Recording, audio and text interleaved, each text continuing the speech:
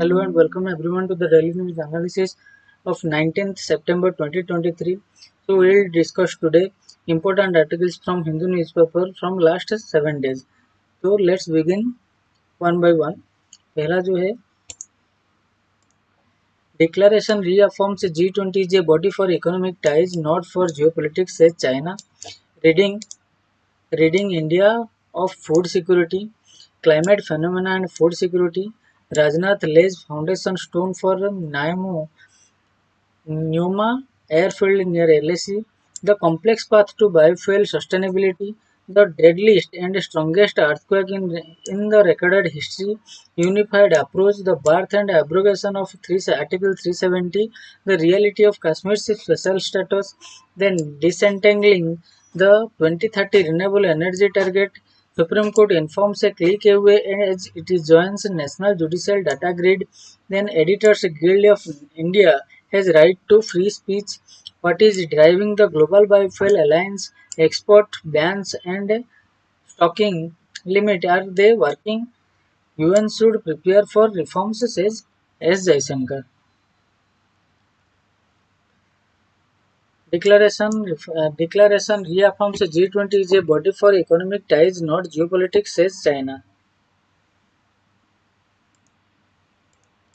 China, in its first official reactions to the G20 summit on Monday, said it welcomed the New Delhi declaration, which had reaffirmed that G20 was a forum for economic cooperation and not a platform to resolve geopolitical and security issues. Beijing said it also welcomed the ambitious New India Middle East Europe Economic Corridor (IMEC) plan unveiled on Saturday, announced by India, the US, Saudi Arabia, the United Arab Emirates, France, Germany, Italy, and the European Union, seen as a counter to China's Belt and Road initiatives, but said it should not become a geopolitical tool.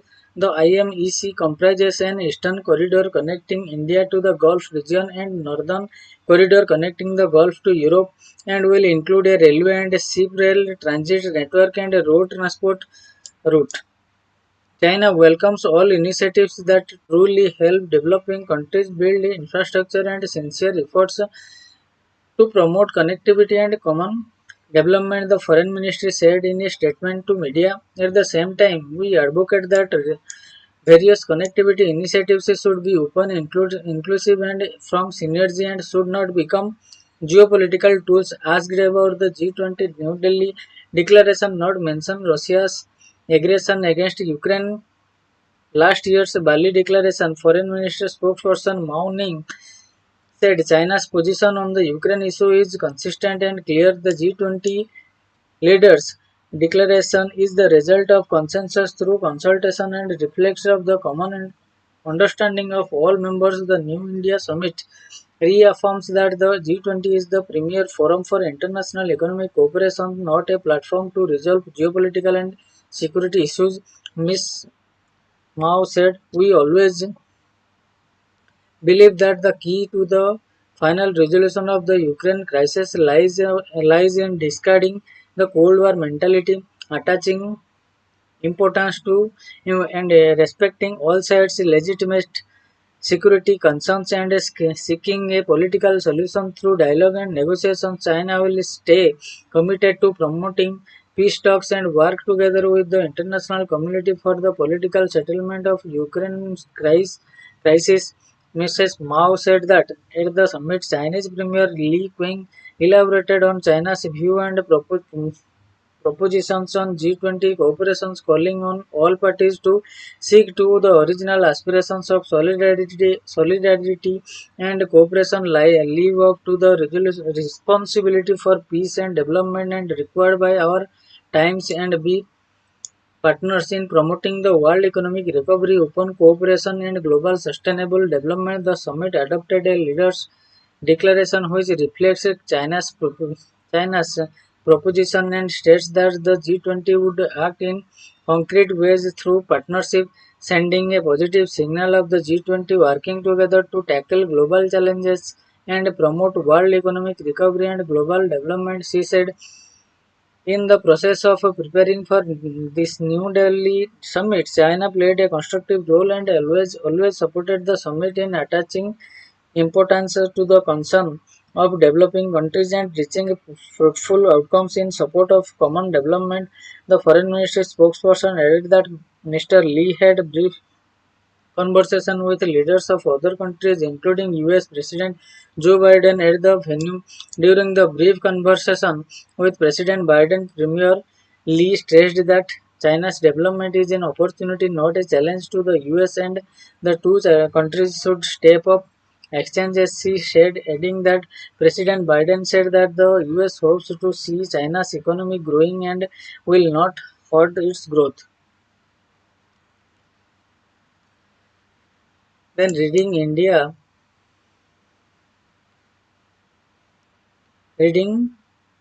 food insecurity.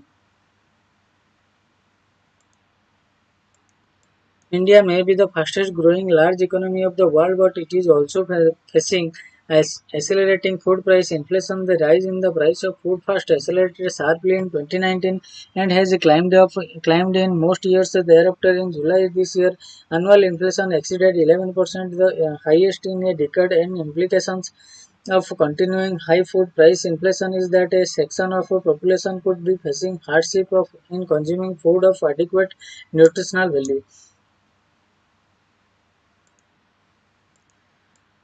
We now have some evidence to this effect. The state of the food security and nutrition in the world of the Food and Agriculture Organization estimates that the proportion of the population across countries unable to afford a healthy diet reported in this newspaper on August 31st, 2023. Under a data point, the figure for India in 2021 is devastating. To note, an estimated 74% of the population cannot afford a healthy diet. Given a population of 1400 million, this makes for approximately 1 billion Indians. A shrinking ability of households to finance their food requirement is evident also in studies undertaken in India itself. Why this finding is plausible. A study reported in this Delhi August 30, 2023, under a data point of the trend in the price of food in Mumbai city over 2018-2023 found that while cost of preparing a thali at home has risen by 65% in this period, and the average wage of a manual worker rose by 38%, and that of a salaried worker 28%, the implied reduction in purchasing power is considerable, and it would be reasonable to expect that food consumption has been impacted. This would be in line with the reported rise in the prevalence of anemia, mostly induced by nutrient deficiency. In the latest National Family Health Survey undertaken over 19 and 1921, over 50% of adult women were estimated to be anemic. This suggests that the FAO's finding that over half of the India cannot afford a healthy diet is plausible, even if we were to assume that the agency has overestimated number by 100%. We would be left with 500 million people in this category. This larger than the population of all the countries of the world other than China. Ensuring that Indians have access to a healthy diet is the most important task of economic policy today. Macroeconomic policy relied upon to control inflation has proved to be useless in the context. The Reserve Bank of India has failed in the task with the inflation rate mostly higher than the target for 4 years.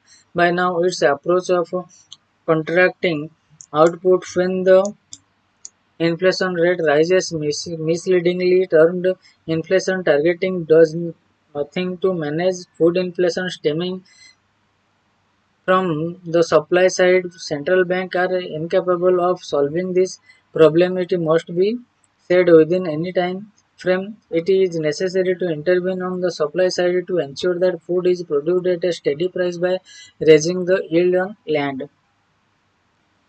The significance of the Green Revolution. India has rich experience in this area, having engineered out a green revolution in 1960s, but it is not being tapped at the time. Reeling under the extreme food shortage following two successive droughts, the government orchards A supply side response by providing farmers with high yielding seeds, cheap credit and assured prices through procurement. This succeeded spectacularly. Within a few years, India was no longer dependent on food imports.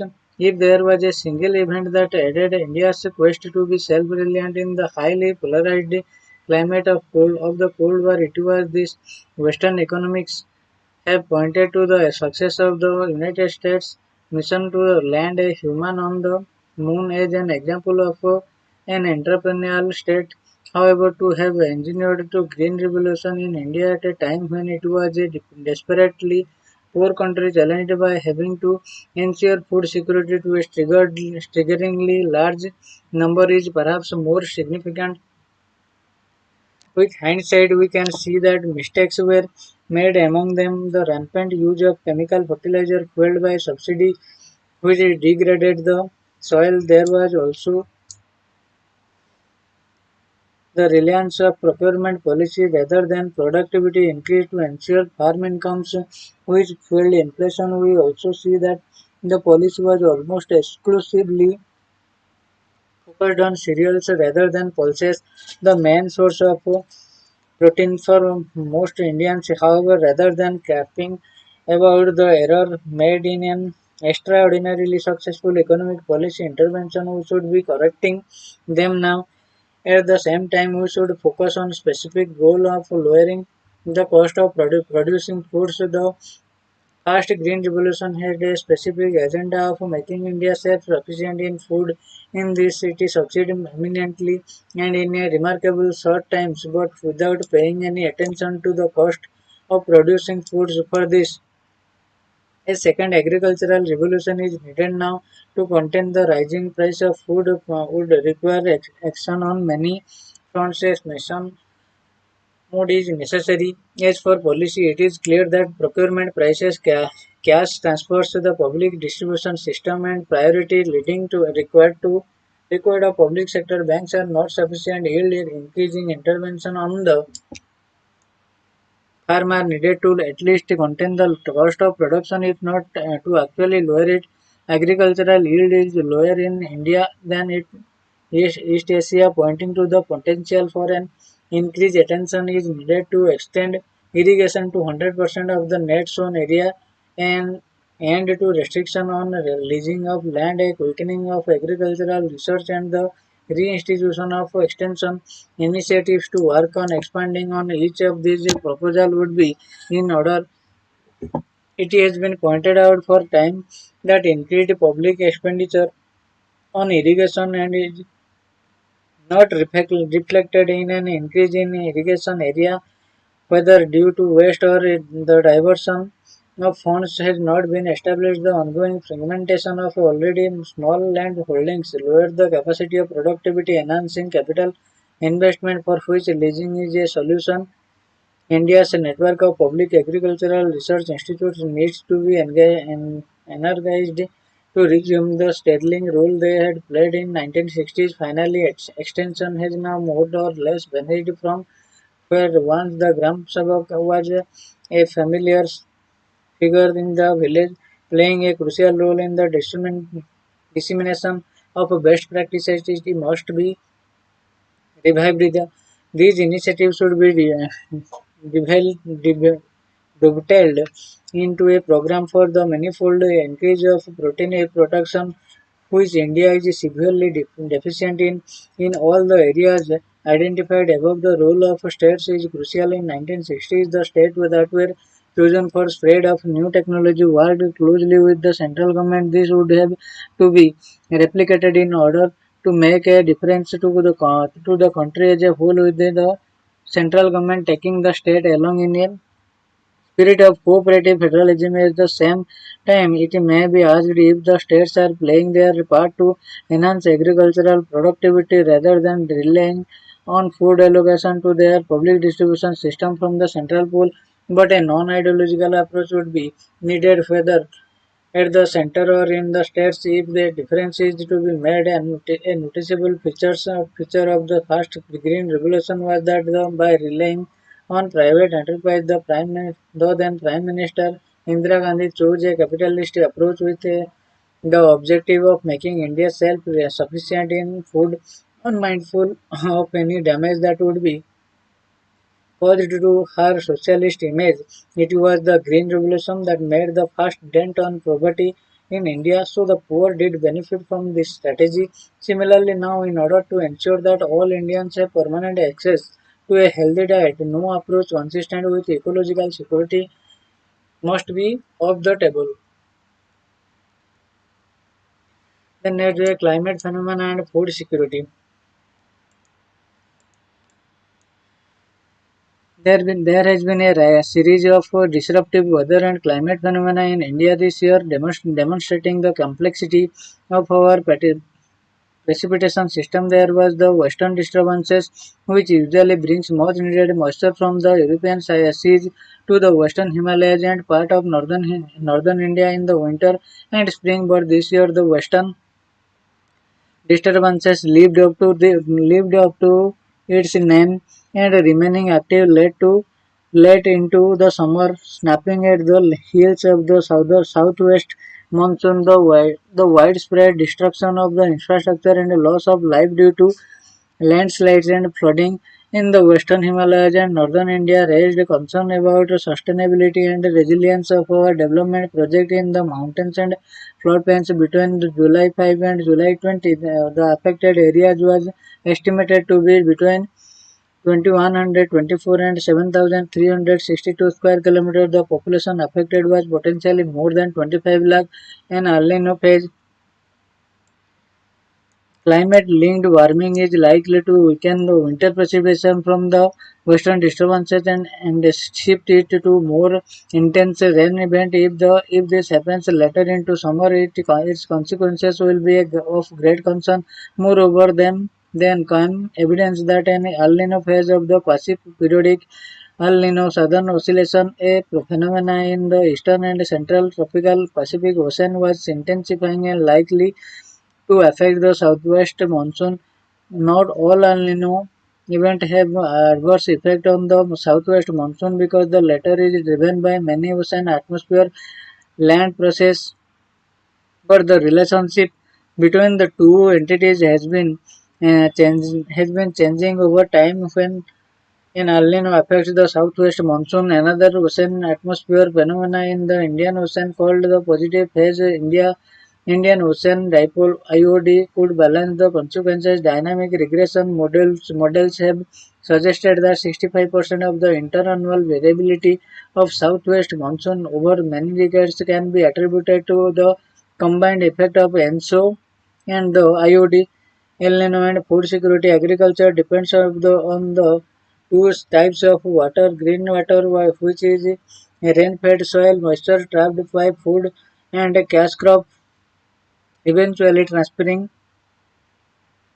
into atmosphere, and blue water, which is the water in river, lakes, reservoir and groundwater. The latter is the basis of irrigation in agriculture. Apart from drinking and industry huge supply and maintains ecological flows in rivers. The El Nino and other climate phenomena affect rain-fed agriculture in many ways, from delaying the start of rains and affecting sowing to hot temperature that may negatively influence plant growth and soil moisture. Despite the investment in dams, reservoir and irrigation system, around half of the cultivated area in the India depends on the green water, not blue water. Or our daily diet in India, from cooking oil to diverse food, also requires a 3,268 liters of water per person per day on average. Subject to regional variability. Some 75% of the footprint is green water, demonstrating the importance of rainfed in agriculture to our food and nutritional security. Even in irrigated areas, many dominant crops require green water for different extents. For example, in Kharif season, rice paddy under irrigation used green water to the tune of 35%. Many staple crops like tur dal, soybean, groundnut, and maize also rely considerably on green water. At this time in the 2015-16 El Nino year, soybean production in India declined by 28% from 2013 to 2022 average, as we have just emerged from one of the warmest and driest August in many decades. One can hope that the IOD or other phenomena will help reduce the impact of El Nino on India's agriculture, farmer food security, food inflation, and conflicts over water sharing between states. El Nino and the northwest monsoon. At the end of the southwest monsoon, the low water stock in our reservoirs and groundwater will partially determine the fate of the rabi crops sown in winter and overall water security. Contributions of green water from the northeast monsoon in southeast India and the western disturbances in the north will play significant role as well. The Rabi crop 2024 are going to bank heavily on blue water or irrigation during the summer months. Additionally, studies have found that 43% of the heavy rainfall event in the northeast monsoon, including the 2015 Chennai flood that caused widespread devastation, coincides coincided with the El Nino. Consider Central India highlands encompassing 36 districts in the state of Madhya Pradesh, Chhattisgarh, Maharashtra, which are emerging as climate change hotspots critical for our water, food, and ecological security. It includes 17 urban centers with population over a lakh and the headwaters for five of India's 10 major river basins. The basin precipitation range from 699 mm in the west to 1380 mm in the east, with an average of 980 mm per annum. This region experiences significant perennial water stress driven largely by Rabi irrigation with blue water. As a result, some 70 to 78% of landscape experiences water stress for 4 or more months in a year. Of the 17 urban centers, 11 face water stress for 6 to 8 months, with Nagpur enduring water stress for the longest duration. The amount of monsoon precipitation has been declining since the 1950s, attributed by some climate scientists to reduction in land sea thermal gradient due to warming of the seas.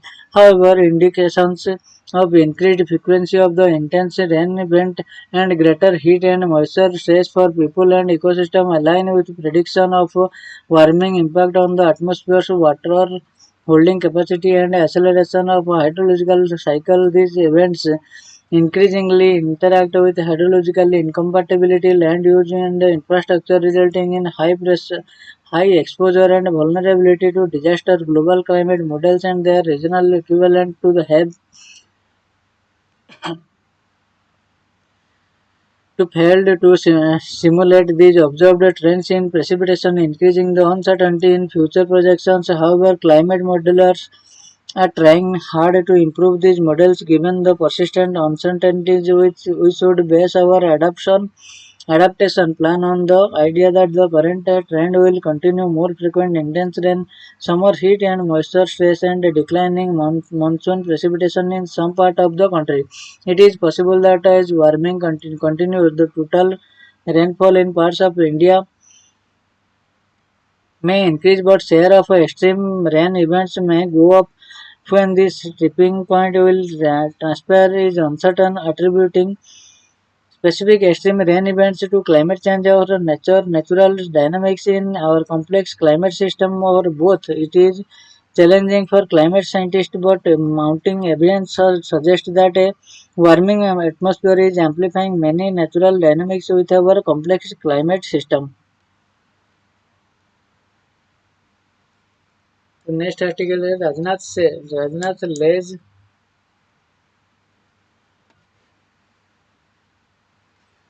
Rajnath lays foundation Rajnath lays foundation stone for the Newma airfield near the LAC in eastern Ladakh. Defense Minister S. Rajnath Singh on Tuesday virtually laid the foundation stone for Newma airfield in eastern Ladakh near the line of actual control LAC, and also inaugurating the crucial Nechipu tunnel on the axis to Tawang in Arunachal Pradesh. In all, he inaugurated 90 infrastructure projects built by Border Road Organization at a cost of over 2,900 crores across 11 states and union territories, which include two revamped airfields in Bagdogra and Barakpur in West Bengal, two helipads, 22 roads and 63 bridges. Of these 90 projects, 36 are in Arunachal Pradesh, 26 in Ladakh, 11 in Jammu and Kashmir, 5 in Mizoram, 3 in Himachal Pradesh, 2 each in Sikkim, Uttarakhand and West Bengal, and 1 each in Nagaland, Rajasthan and Andaman and Nicobar Islands, said Defence Ministry statement said. The new airfield to be developed at a cost of approximately 200 crore will boost air infrastructure in Ladakh and augment the IAF capability along the northern border. The Defence Minister expressed confidence that the airfield, which will be one of the world's highest, would prove to be a game changer for the armed forces. The statement said once completed in about 2 years, the runway will be able to accommodate all fighter jets of IAF. The complexity path to biofuel sustainability.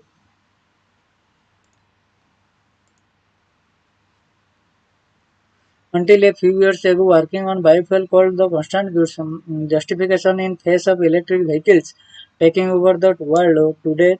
While there is no doubt that EV's adoption has amplified over the years, there is growing awareness of the fact that no decarbonization strategy is trade-off free. For instance, for a transition to EVs, existing internal combustion engine vehicles and the supporting infrastructure need to be replaced entirely, which is capital intensive. Further, the required batteries are critical minerals used in them need to be imported, adding to environmental concern on how these minerals are mined. Among other issues, biofuel, on the other hand, can be used in existing ICE engine and infrastructure with little to no modifications depending on the blending rates and offer import independence. However, biofuel is a blanket term that includes both sustainable and non-sustainable fuels, and an understanding of their difference will be essential to drive effective decarbonization actions. The challenge in India, biofuel is synonymous with first generation ethanol, which is primarily sourced from good food crops. The policy target in India of achieving 20% ethanol blending with petrol E20 by 2025-26 is expected to be made almost entirely by 1G ethanol made from sugarcane and food grains. A second generation ethanol, which is made from crop waste and residues, is unlikely to contribute much to achieving this target due to several challenges related to feedstock supply chain and scaling of the groundwater depletion. Implications for growing sugarcane are well known, but the food security implications of groundwater depletion and of using food grains for ethanol production and are harder to imagine because India is currently a surplus food producer, but there are several reasons why diverting the surplus produce towards energy or specifically growing a crop for energy may not be a sustainable energy. Fast India's crop yield have already stagnated and global warming is expected to reduce yields, which means that the same area under cultivation will produce less with time but will need to suffice for a growing population. So our strategy to meet blending target cannot depend on surplus crop production. Second, a recent study led by the University of Michigan projected that the rates of groundwater depletion could triple during 2040-81 compared with the current rate. This is again attributed to temperature rise and the resultant increase in crop water requirement. With such limited resources, be it groundwater or arable land, food production should be prioritized over fuel. Third, the agriculture sector is one of the hardest to abate in terms of direct greenhouse gas emissions, so is increasing GHG emission from this sector for motor fuel production in order to decrease GHG emission from the transport sector in an unnecessary balancing loop that would achieve little net benefit in India. The ethanol blending policy has been a good strategy to deal with the surplus sugar production. So another good strategy to deal with the surplus sugar production would be to reduce surplus sugar cane cultivation. Increasing farmer income is often waved as a white flag in response to this argument, but sugar cane being a remunerative crop has more to do with the government interventions than anything else.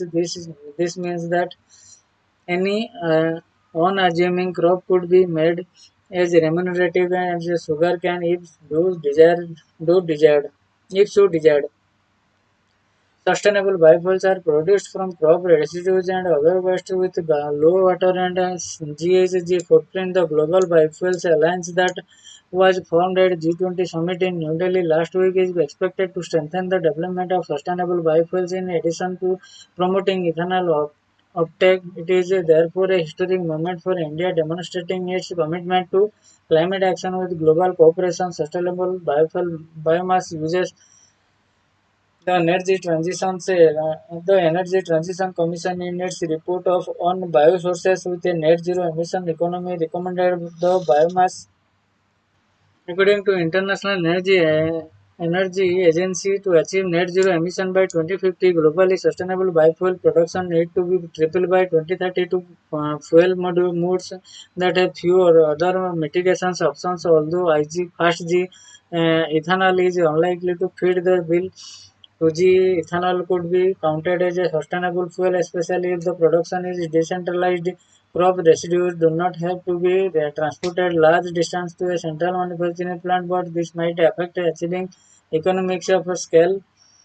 For the 2G plant, balancing economies of scale with the energy needs of biomass collection and transport across large distances is a major challenge. The Global Biomass Alliance could help drive innovation and technology development in establishing an efficient biomass supply chain and smaller scale decentralized biofuel production unit. Achieving true sustainability is complex, especially with respect to biofuel. Therefore, any strategy should be carefully examined in the context of a larger ecosystem to avoid unintended negative consequences. The deadliest and strongest earthquake in recorded history. A powerful 6.8 magnitude earthquake struck Morocco near the ancient city of Marrakech on Friday last week, killing over 2,900 people, according to the significant earthquake event database maintained by the National Center of Environmental Information, a US government agency. This is the strongest quake to hit Morocco. The magnitude of the deadliest quake to hit the country was much lower at 5.99.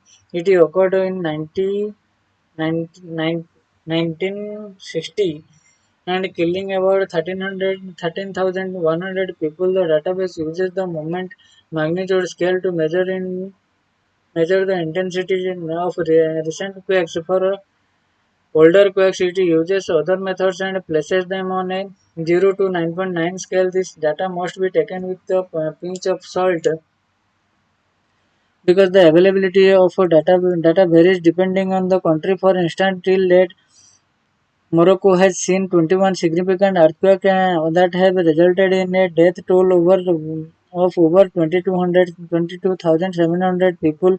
However, only four of them have magnitude data. For example, the 1755 quake in Morocco is said to have killed over 3,000 people, according to NCEI data, but the accurate magnitude is unavailable. Increasingly, the significant earthquake database of the NCEI contain information on earthquake from 2150 BCE to the present that meet at least one of the following criteria: moderate damage, approximately 1 million dollar or more, 10 or more deaths, magnitude of 7.5 or more, or earthquake generated a tsunami. Map 1 point plots the death toll from significant earthquake in the last 200 years. Each circle corresponds to an earthquake. The bigger the circle, the higher the number of deaths related to those quakes in the last 200. Haiti saw the deadliest earthquake in 2010, which killed 3.16 lakh people. The second and third deadliest quake occurred in China in 1976, resulting in a death toll of 2 lakh and 2.42 lakh respectively. In the last 200 years, China has suffered the highest number of quakes, 428 according to the NCEI. It is followed by Indonesia 366, Iran 272, Japan 256, Turkey 209, India, which recorded 85 quakes in the last 200 years, ranks 16 on the list.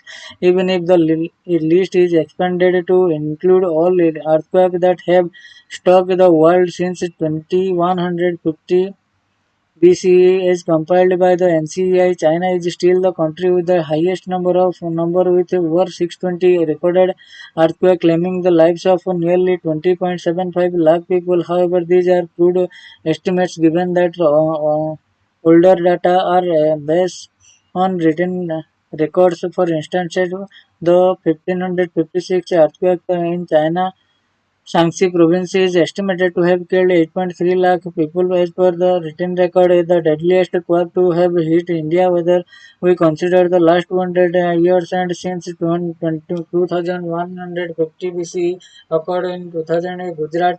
The Bhuj earthquake, as it is commonly known, is considered to be the deadliest as it killed over 20,000 people. Map 2 shows the magnitude of the earthquake event in the last 200 years.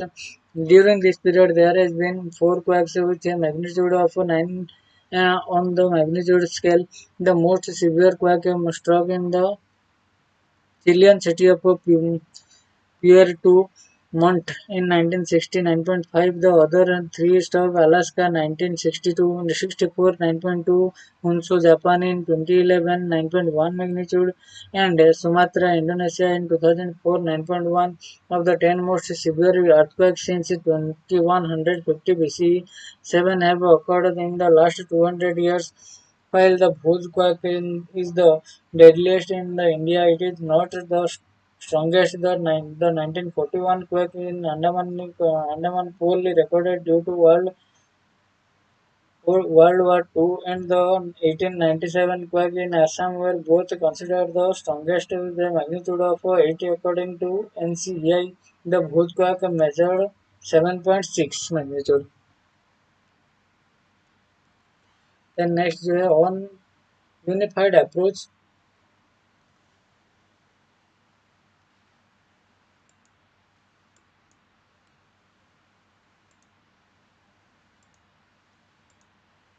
lightning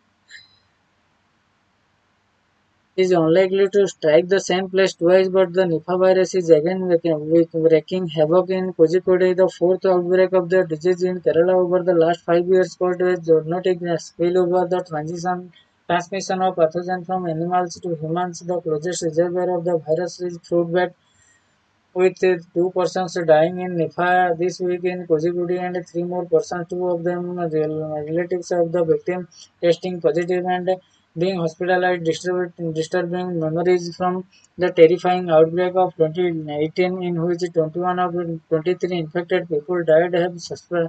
The situation remain very much same.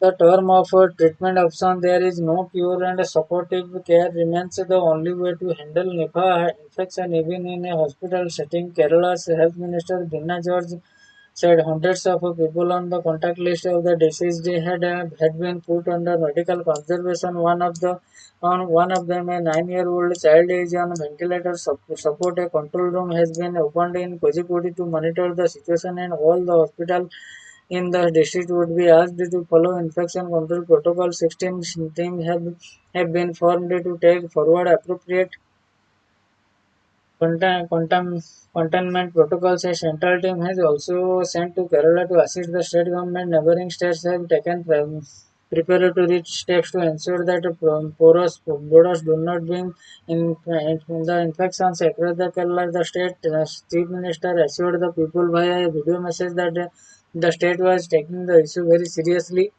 While experiences from the prior outbreaks 18, 19, 21 have given medical teams a toolkit of protocol across the sector, management, isolation, containment and treatment, constant visual can be the only guard against such outbreak. The biggest lesson from global outbreak is likely unlearned yet.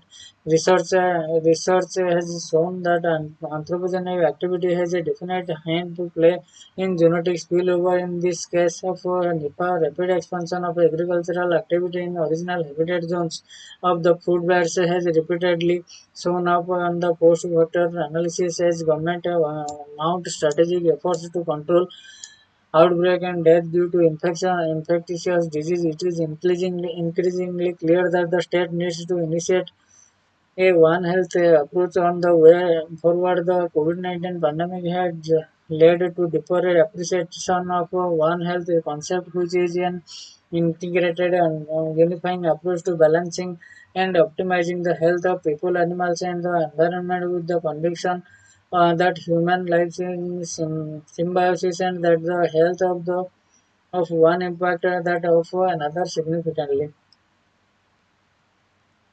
Then next you have birth and abrogation of Article 370.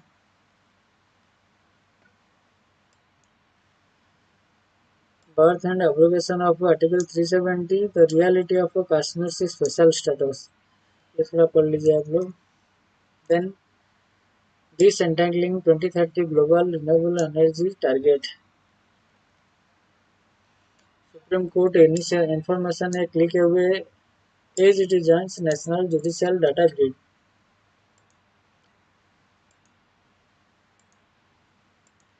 Real-time data on the filing and disposal of cases in the Supreme Court will now be available at the fingertips of common man.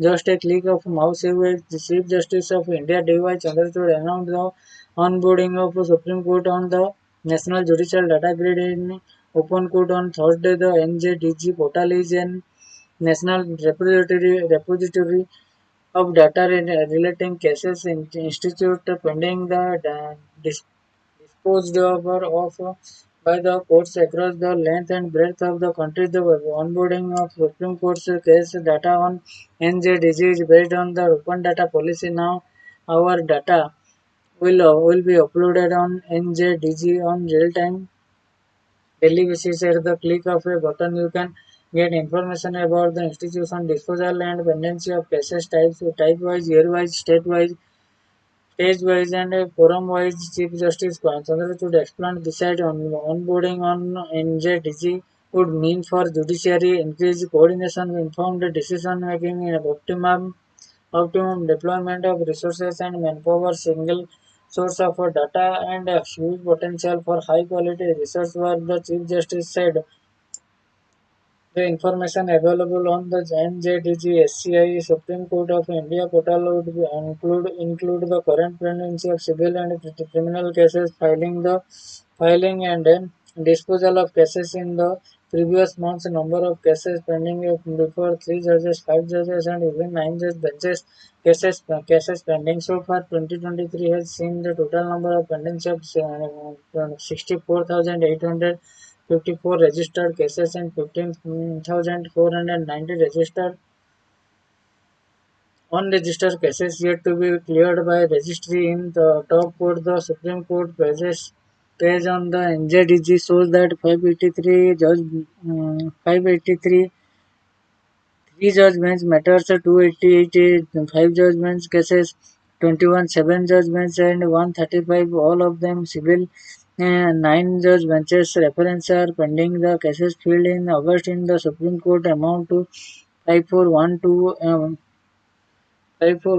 and those disposed of last month were 5033. The Chief Justice said he would be forming more special three judge benches to clear pending cases. Then Editor Guild of India has right to free speech. ये भी थोड़ा पढ़ लीजिएगा आप लोग. What is driving global biofuel? What is driving the global biofuel alliance?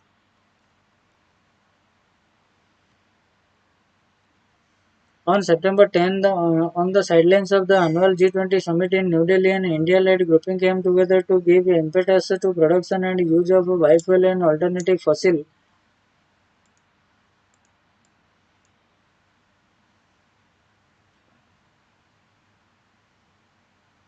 The grouping called the Global Biofuel Alliance would attempt to bring countries together to co-develop, accelerate technological advance in production processes and advocate for use of biofuel, particularly in the transport sector. The three founding members, India, US, Brazil, were joined by Argentina, Canada, Italy, South Africa, who are also G20 members countries.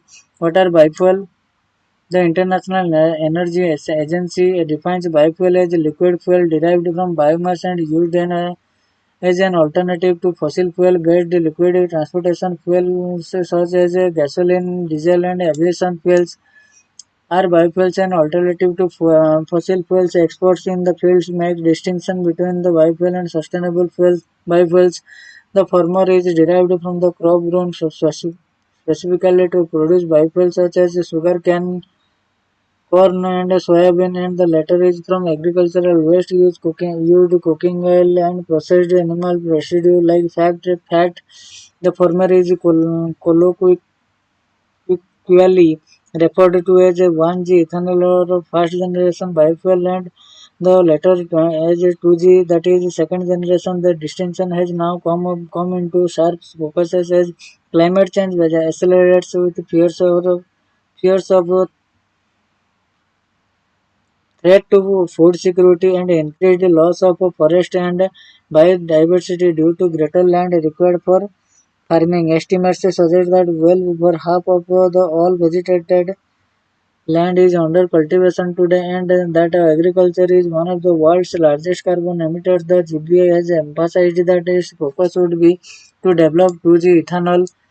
Why is there a renewed focus on biofuels with severe disruption to global crude oil supplies following the Ukraine war? Several countries have been scrambling to find alternatives to import dependence on petrol and diesel. India, for instance, import 87% of its crude oil, and it is the main reserve currency expenditure for the country, with transport accounting for about one quarter of global carbon emission. There have been renewed attempts to accelerate the decarbonizing of this sector, with several countries announcing battery production and electric vehicles policies, and legacy automakers entering the now thriving EV sector. But some modes of transport, like aviation, shipping, and long haul trucking, will find it harder to reduce carbon emissions than say self-driven cars and motorbikes. It is clear that some experts feel that 2G ethanol could be a valuable substitute to biofuel energy transition. Most biofuels today are blended with petrol and or diesel at a very varying degree. For instance, India blends about 10% of biofuel and has planned to double this in the coming years. While some experts feel that accelerating EV adoption and developing alternatives like green hydrogen must be the focus of ongoing energy transitions, others argue that 2G ethanol would soften the impending disruption. It would do so by allowing the reduced greenhouse gas emissions, even while stretching up the life of internal combustion engine, giving time for automakers to develop robust alternatives while increasing farmers' income and providing jobs. What happens next? The three founding members of the GBA produce 85% of global biofuel and consume 81% of it. In the line with the renewed push to enhance biofuel use and production. The US announced its latest amended by renewable fuels standard. The sustainability to increase the production of biofuel and substitute about 140,000 barrels per day of crude oil imports by 2025. Similarly, India has announced that the setting up of 12 new refineries and as early as 2018, with the aim to meet 20% ethanol blending by 2025. This become even more significant following India's announcement to become net zero, removing as much carbon from the atmosphere as human activity emits by 2070. The IEA predicts that about two-thirds of the global biofuel demand will come from three emerging economies, India, Brazil, and Indonesia, and they have ample domestic feedstocks, additional production capacity, relative low production cost, and a package of policies they can leverage to increase demand. However, it remains to be seen if this would indeed hasten decarbonizing of energy sector. The export ban and stocking limits are they working? Then United Nations should be prepared for reform, says S. Jaishankar. Presenting a strong case for permanent seat for India in the United Nations Security Council, External Affairs Minister S. Jaishankar said on Sunday that the United Nations should be prepared for reform in this regard. What would happen if they do not reform? People will find solution outside, and this is a message the United Nations has to understand, Mr. S. Jaishankar said in an interaction at the Indian Institute of Space Science and Technology here on topic G20 and because its Bharat resistance to reform will eventually, it is a bit like survival of the fittest become anachronistic and therefore develop the danger of heading towards not extinction but a little bit of irrelevance. He added, Mr. S. Jaishankar said that of 54 countries in Africa, none of a member. Similar is the case with the Latin America countries. The most populous country in the world is not there. Mr. Jaishankar said the real achievement of the New Delhi G20 summit was to get the top 20 countries of the world and once again thinking about the right issue. The mission of G20 was how to nurture and take forward global growth and global development. The key outcomes of the summit, she said, was the acceptance by the top 20 nations that the other 125 and 130 countries were no longer able to meet their social targets. So this is all for today, and we will meet from tomorrow onwards with new news analysis from the Hindu newspaper.